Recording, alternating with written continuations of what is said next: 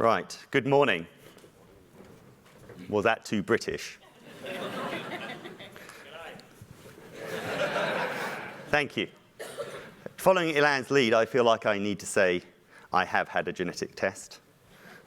But anyway, right, so 3 key messages from me today.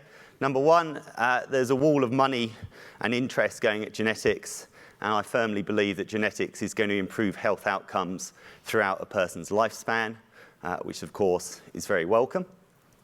Number 2, there's a new way of thinking about predicting risk from genetics. We think relative to the old way, that's going to increase the risk of anti-selection.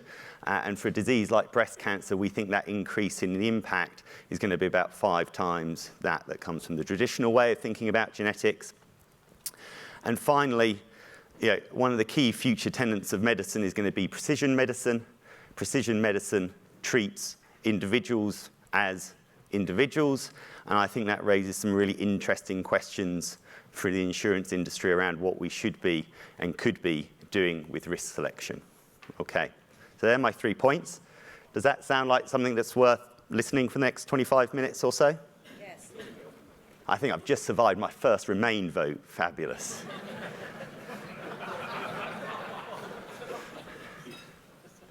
Okay, so let's do the genetics will affect and improve health throughout the lifespan point. So what's driving this? Well, really, of course, it's the decrease in the cost of genomic tests. So we go back to 2003 when the Genome Project completed. The cost of sequencing a genome was $2.7 billion, and it took 15 years to accomplish. Since then, James Watson, who discovered the structure of DNA, had his genome sequenced for $2 million. Steve Jobs, in his fight against pancreatic cancer, had it sequenced for $100,000. And now we've got down in 2015 to $1,000 a genome. And when we looked late last year, we saw some genetic test providers in the US and in Europe offering a genome for about $200. So precipitous falls in the cost of getting a whole genome sequenced. In a sense of full disclosure, that deal of $199 was a limited time deal. It has gone up to about $800, $900 again, but we believe that prices will get down there again. We also need to think about particularly direct-to-consumer genetic testing. So 26 million people have now had a direct-to-consumer genetic test. That was at the start of 2019. And actually, during 2018, as many people had a genetic test in 2018 as had ever had a genetic test ever before. So really exponential growth in the access to genetic data. And as Ilan was saying in his introduction, that data doesn't go away. That data can be downloaded and uploaded in the future into all sorts of interpretation apps and programs that give you very valuable and potentially very valuable information on your health. So let's look through the health stages. So lots of interest in prenatal and newborn screening. Indeed, this is happening already. A number of countries, I believe Australia is one of them, who are interested in doing genetic tests on all newborns, using that information to drive health screening and health decisions throughout that person's lifetime. Through middle age, but perhaps through all stages of life, to be fair, we will see more risk-stratified screening. So think about breast cancer. Instead of in most countries that do have screening programs, ladies start to be screened in their late 40s with risk-stratified screening based on your genetics. If you're at low risk of breast cancer, you may never need to go for screening. If you're at high risk of genetics, maybe that screening starts in your late 30s. So really kind of targeting screening at who needs it, who will benefit the most, increasing diagnosis rates and reducing, hopefully, overdiagnosis rates. We also think that genetic information will be far more motivating for people to make lifestyle changes. So I don't know about you, but I get pretty fed up at being told I have to exercise more, not eat my favorite chocolate, and all sorts of other things. But if someone was actually telling me this isn't just generic health advice, but very specific health advice, maybe that will have more of an impact and drive more lifestyle modification. No firm evidence of that at the moment. Some studies say it happens, some say it doesn't, but I can personally see why that would be the case. And then really kind of throughout the whole health span, we're looking at more accurate diagnoses of rare diseases. If you look at the NHS directory in the UK, you will see that there's over 1,000 genetic tests now approved for use in diagnosing rare diseases, which rapidly accelerates the diagnosis of rare disease. and we will get more accurate prognosis from diseases. Pharmacogenomics, so how do drugs interact with you on a personal level because of your genetics? So if you look on the US FDA website, there's over 360 drugs now that have dosage recommendations based on a person's genomics. So if you metabolize a drug more rapidly or less rapidly than others, they would adjust the dosage accordingly. Targeted cancer treatments, that's really why Steve Jobs went and spent $100,000 to get his genome sequenced. And of course, genome editing. So CRISPR-Cas9 is the poster child of this, but there's been various techniques for genome editing for a while. And interestingly, last week, or maybe the week before, the FDA approved the most expensive drug they've ever approved. A single dose of a drug for musculospinal atrophy costs the princely sum of $2.1 million for a single application, but shows tremendous improvement in patients that are injected with that. That's a treatment for children under the age of 2. So this wall of money that is going at genetics, this was a publication earlier this year. I think it's already out of date. There's at least 4 major countries that have got genomic programs underway that aren't on this page. But as you can see, there is many countries across the world are investing substantial amounts of money in genomic medicine, principally trying to do a number of things. Number one, many countries are trying to establish research cohorts so they can really understand and think about the interaction of genetics and genomics with lifestyle and environment. So establishing research cohorts, lots of money going into rare disease diagnosis, as I mentioned earlier, lots of money going into cancer treatments, and generally just going into the infrastructure of building genomic medicine programs and making this available across a health service. If you start to add up all the money being spent on this slide, you get to about $2 billion really quickly, and then your eye flicks to China with their precision medicine initiative, which shows the princely value of $9.2 billion being spent on processing and sequencing 100 million genomes. So really very substantial efforts being put into this space. And of course, with that increase in interest from the medical profession, so quite rightly, we see a lot of interest from the regulators and governments of insurance systems. Now, there's obviously been this interest for a long time. It kind of waxes and wanes. But July 2017, I think really a starting gun was fired on the, May 2017, starting gun was fired on this current round when the Canadians passed S201, which banned the use of genetics and family history in insurance underwriting. Since then, the UK has renewed their code. We've had lots of activity in the United States. Most recently, a few weeks ago, the Florida bill that was introduced for a second time this year didn't get passed. We expect that to come back next year and probably will be passed next year. But what was interesting about that wasn't a debate really about the sustainability of the insurance industry in our view. It wasn't about anti-selection particularly. It was really just a debate around data privacy, whether or not insurance companies and other commercial organizations should ever have access to a person's genetic data. And then, of course, the Australian moratorium is a very live issue. Nick will talk about that in a moment. And we're already aware of kind of the debate starting in Singapore and several other countries. So it really is a wave of interest here as well. So that was my first point. Second point, this point around new ways of thinking about genetics driving potentially a 5 times increase in the risk of anti-selection. So let's talk about that. So here we go, the first real evidence. I'm an actuary, I've got a graph. They get more actuarial, the slides, don't worry, it'll be all right. So traditionally, the traditional view of genetics has really been in the top left corner of this chart where I've got Mendelian disease labeled. So these are genetic mutations that are very rare, so they've got low prevalence, but if you've got one of these genetic mutations, then the risk of developing the disease is very high. Okay, and so the classic example of that would be something like BRCA1, BRCA2 for breast cancer, or ApoE for Alzheimer's. What we're really interested in now, or the new way of thinking, brings us down to the bottom right-hand corner of that chart, where it says most variants identified by genome-wide association studies. So what we've got here is some are common mutations in the genome, so they happen a lot, and each individual one confers only a small increase in risk, or indeed perhaps a small decrease in risk of a common disease. Okay? Now, as it turns out, if you just sum up the odds of each of the plus or minus from each of those genetic mutations, what you get is a risk score, a polygenic risk score, that's highly predictive of risk of common diseases. Now, these risk scores could be made up of a few dozen genetic mutations, a few thousand genetic mutations, or indeed, some cases, millions of genetic mutations, looking across the whole of a person's genome. So we've known about this developing trend in looking at polygenic risk scores probably for about the past 5 or 6 years. But interestingly, and there have been plenty of papers published in that time, Jess will talk a little bit about that later, but this one was interesting. So this paper was published August last year in Nature Genetics, which is the preeminent journal for genetics in the world.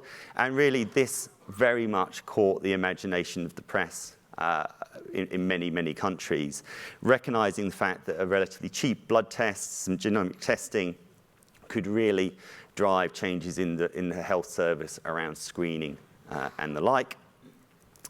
And then when you dig into it, what was very useful for us from an actuarial point of view was this fact that it started to talk about how the risk of the top 80%, the highest risk 20% as revealed by their polygenic risk score, compared to the risk of the lowest risk 80%. Now, I think this is always a great comparison for actuaries to think about, because with a bit of hand waving, in the Western world, recently at least, 80% of the population were non-smokers, 20% of the population were smokers, and for critical illness risk and life risk, generally being a smoker over a non-smoker, broadly maybe 2 times increase in risk. So this sort of kind of presentation immediately starts to give you an inkling of the size of the impact of these polygenic risk scores. And indeed, across a range of diseases, the 5 that were considered in the paper, that increase in risk is pretty similar to that we see from smoking. So from left to right, if I can remember my own graphics, coronary artery disease 2.5 times, 2.6 times, diabetes 2.3, atrial fibrillation 2.4, breast cancer 2.1, and inflammatory bowel disease 2.2. So really significant increases in risk for this top 20% of the population. So Ilan kind of referenced kind of some of the research that's been put out there and the wide range of answers that are out there from different groups that have actually done some analysis. There's a really good reason. There's a really wide range of answers, and that's because an awful lot of assumptions need to be made in coming up with those answers. And really, those assumptions boil down into 2 key categories. On one hand, we've got the scientific assumptions, so how many people have got the genetic mutations in question. If they've got them, what's the probability that causes the disease to manifest? If that disease manifests, what's the probability of that being severe enough to trigger an insurance claim? And indeed, of course, to what extent does existing underwriting actually protect us and pick up the sort of, kind of gives us another indicator of these genetic mutations. So on the other hand, we need a load of behavioral assumptions. So if, at what rate do people go to get genetic tested? If they're told that they're at higher risk, what proportion go to seek more insurance or go to seek insurance? How much insurance do they buy? Is it more than normal? And indeed, once you've got insurance or if you already had insurance, what does that mean with your lapse rates? Now, this second set of assumptions, behavioral assumptions, is really difficult. You can ask people till you're blue in the face what they would do. That's nowhere near as useful as actually seeing what people do. And there's been relatively few studies that have been able to take that post view of what people actually have done. So that's really difficult. If anyone's kind of got some great ideas about how to do a controlled test on behavioral assumptions, please come and see me afterwards, because that is something that would be really, really interesting to understand. But on the scientific assumptions, we took a view about 4 years ago that this was clearly an emerging risk for the insurance industry, and the key thing about emerging risks is that you need to understand them more. So we commissioned some research with King's College London about 4 years ago to actually do some analysis to understand the scientific piece of these polygenic risk scores. So I'd just like to talk about that for a few minutes. So for that research, we turned to a data set called the UK Biobank. I have to say insurance companies can't access this data, so all the research was done by the researchers at King's College London. But UK Biobank is a fantastic resource for this sort of analysis. It's very deep in that it's got 500,000 lives enrolled in it. It's very wide in that on entry into the research cohort, there's extensive medical histories taken, lifestyle information and the like. Then by virtue of the NHS, they can link medical records and do very detailed follow-up. We're at about 9 years follow-up right now on the study cohort. But importantly for this particular piece of work, all 500,000 people in the cohort had blood taken and they have been genotyped. The genotyping so far has been something that's it's not a full genome sequence, but it's something considerably better than what you would get from a company like 23andMe. Full genome sequencing is coming, but it's not available yet. So what did we ask the guys at King's College to do for us? We asked them to take the whole of the cohort. We then taught them all about insurance underwriting, got them to use the data in Biobank to effectively mimic the life insurance underwriting process. So we could stratify out a standard risk group and a non-standard risk group. And then with that standard risk group, we asked them, can you go and build prediction models for that cohort, but particularly concentrate on the incremental benefit that you get from adding these polygenic risk scores to the risk stratification. So we could look at the incremental benefit in the presence of family history, BMI, all of that stuff that you would normally allow for in insurance underwriting. Now, before I share the results, this is the most actuarial slide of the lot, because I've got to get my caveats out. As I said earlier, I do believe this is still an emerging risk, and here are all the reasons why it is an emerging risk. Couple of points I'd really like to just pick up on. One is this point around correlations between polygenic risk scores for different conditions. We've not done all the work we want to do there, work's still ongoing. But as you might expect, if you're at genetically high risk for something like cancer, it doesn't look like that correlates particularly strongly with the polygenics that suggest you're at high risk of something like heart disease. So from an insurance industry protection point of view, if we continue to sell comprehensive products which pay out on a whole range of potential diseases, then that hopefully will reduce the risk of anti-selection. But of course, if we sell kind of very ultra-targeted products, particularly living benefits products, then that obviously could make the problem quite significantly greater.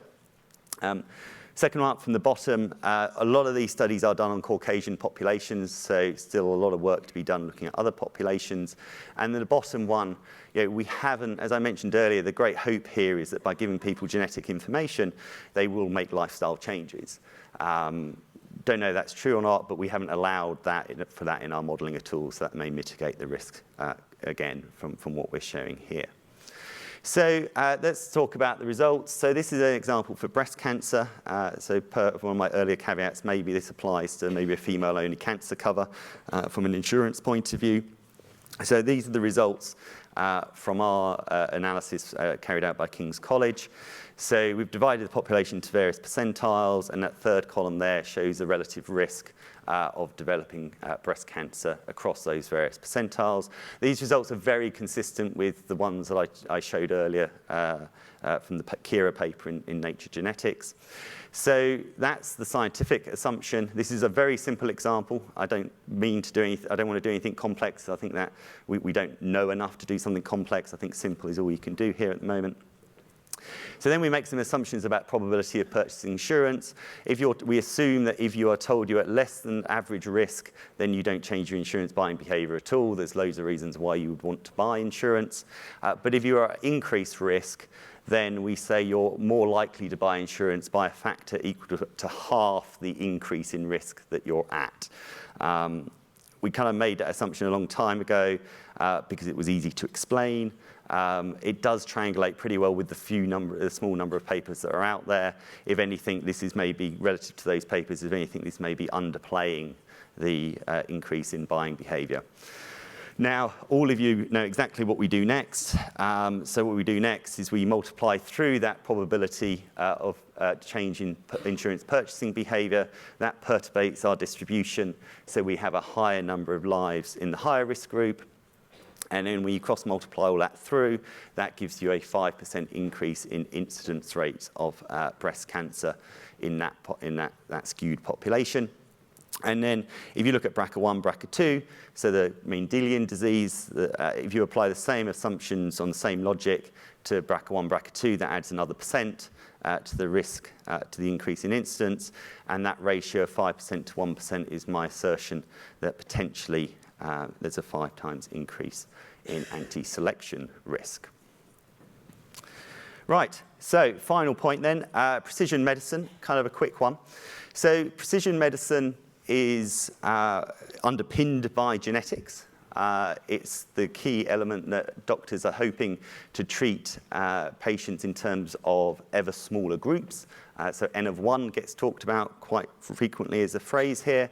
And if the medical profession is treating people in ever smaller risk pools, what does that mean for risk selection in insurance companies? And so as we say here, if the future of medicine is precision medicine, does that mean the future of risk selection is precision underwriting? And I phrase that as a question because it is honestly a question. I don't know the answer to this. I think it's a very different answer potentially by different countries. In the previous session, there was the phrase community expectations. And I think that is very, very key here because I think when you think about ever smaller risk pools for the insurance industry, that raises a whole range of ethical, legal, data privacy, competitive and social concerns. So I really don't know what the answer is there. Obviously, as an insurance industry, we don't want in any way to shrink the pool of people to which we offer insurance. But there are questions here around, for example, what is the level of cross-subsidy that's accepted or is acceptable within a society. So, and within this context, if genetics is, I think, just kind of a great case study. There's loads of other sorts of data you might want to introduce into a precision underwriting or precision medicine framework. So, is genetics really any different to all of these other data sets? And just to kind of illustrate that, final material slide, really just talking about, everyone talks about genetic exceptionalism. Is that true in this kind of polygenic world? So I'm going to just rely on another paper published a few years ago by Kira. So what this paper did, it divided a population. Actually, they did it on 3 populations, and I'm just showing the results from one population. Divided by genetic risk according to 20% of lives at the lowest genetic risk, 60% of lives at intermediate genetic risk, and 20% of lives at the highest genetic risk, and looked at the interaction with 4 elements of favourable lifestyle. And I think this is a really positive message that if we have a look at the people in the highest genetic risk group, which is this side. Sorry, I'm looking at a monitor down here. I should be looking over here. If you look at the people at the highest genetic risk group, if people actually are living a favourable lifestyle, you can read across and actually see they've managed to reduce their risk down to approximately the level seen by the intermediate lifestyle for those with favourable intermediate lifestyles, and they can certainly reduce their risk below the low genetic risk group that are living an unfavourable lifestyle. So this interaction between lifestyle and genetics says to me that this isn't genetic exceptionalism at all. This is just additional health data, and it'll be very interesting as doctors can make more and more use of this information, how they could end up expressing to their patients whether the patient is at high or low risk, whereas maybe the insurance industry that can't use this data is saying the opposite. And what does that mean for the insurance industry if we're telling a different story to what the doctors are telling their patients? So that's me just about done. If you found this interesting, a couple of resources I'll just point to you on the web. The first section that I talked through, a lot of that and more is gone over in a white paper that's available on our website. And on the second section that I went through on anti-selection, there's a series of 4 short webcasts available on that goes into a lot more detail on what we did and indeed presents a number of different scenarios with the uncertainty there is around insurance buying behaviour. Clearly, presenting separate scenarios is a good thing to do. So just to wind up, 3 key points again. Number 1, increasing genetics. There's increasing interest in genetics. We think it's really going to make a significant change to medicine and health outcomes across all ages.